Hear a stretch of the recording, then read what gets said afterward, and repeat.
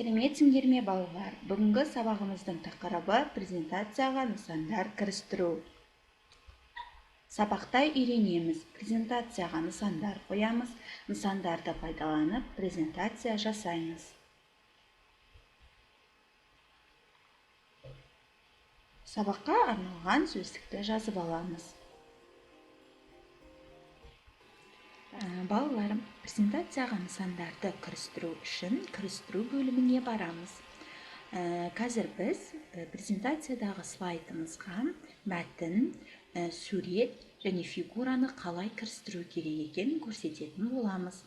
Мәтінді кірістіру үшін кірістіру бөлімінен ат батырмасын басамыз және мәтіннің түсін таңдаймыз. Мәтінді жазу үшін мәтіннің үстіне меңзерді апарамыз және жазылған тексті өшіреміз. 3-ші сынып.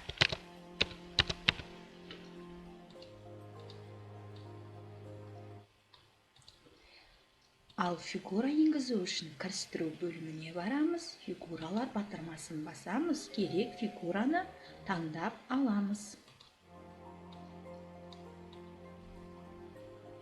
Сурет енгізу үшін сурет батырмасын басамыз. Керек суретті таңдап аламыз.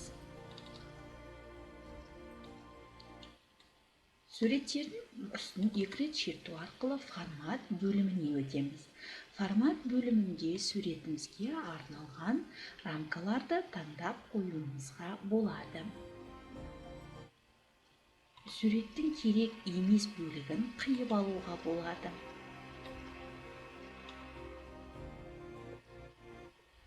Суретімізді айналдыруға болады.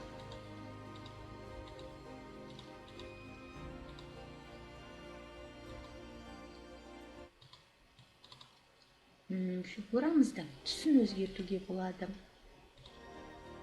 Және ол жерге мәтін енгізуге болады. Ол үшін тінтуірдің оң жақ батырмасын шертіп, мәтін енгізу батырмасын басамыз және керек мәтінімізді енгіземіз.